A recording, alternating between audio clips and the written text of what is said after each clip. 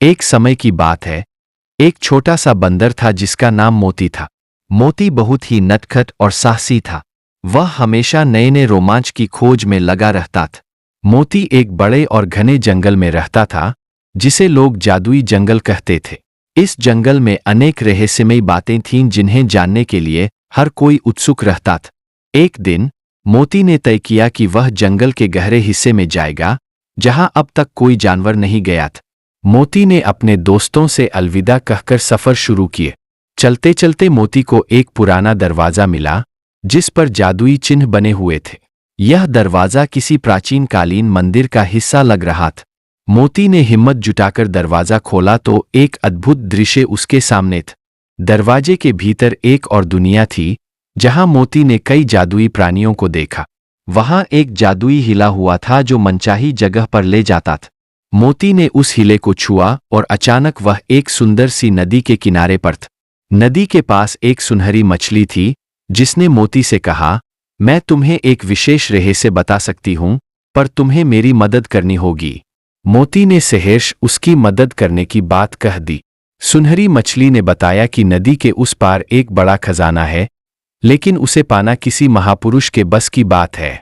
मोती ने अपनी हिम्मत दिखाई और नदी के उस पार जाने का फैसला किए।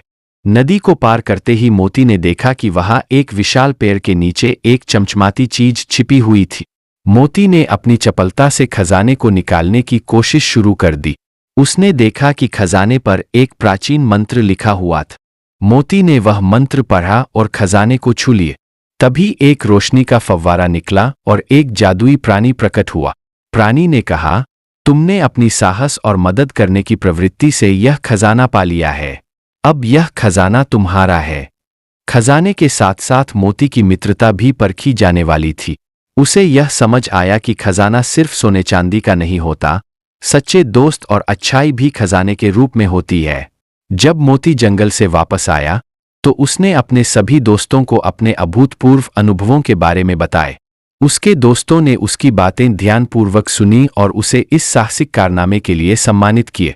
सबके सामने मोती ने घोषणा की कि वह खजाने का एक हिस्सा अपने दोस्तों के साथ मिलबांट कर इस्तेमाल करेगा। सबसे पहले उसने अपने दोस्तों को जादुई खजाना दिखाया और फिर उस खजाने से जो विशेष वस्तुएं थीं, उन्हें उनके साथ बांटने का निर्णय लिए। उसने कुछ हिस्से का उपयोग जंगल के विकास और सुरक्षा के लिए भी किए। उसने कुछ धन से पेड़ों की रक्षा और जंगली जानवरों के लिए विभिन्न सहायता अभियानों की शुरुआत की। मोती की उदारता और साहस के चलते वह जंगल और उसके साथी जंगली जीवों के दिल में बस गए।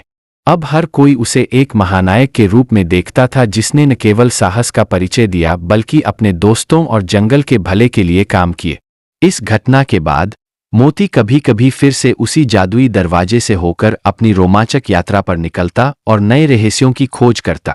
हर बार वह अपने दोस्तों के लिए नई नई कहानियां और उपहार लेकर लौटता।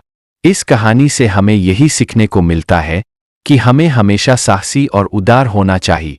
सच्चा खजाना वह है जो हमारी अच्छाइयों और हमारे दोस्तों के साथ साझा किया जाता है। हिम्मत और दयालुता से ही हम अपने जीवन को नया आयाम दे सकते हैं।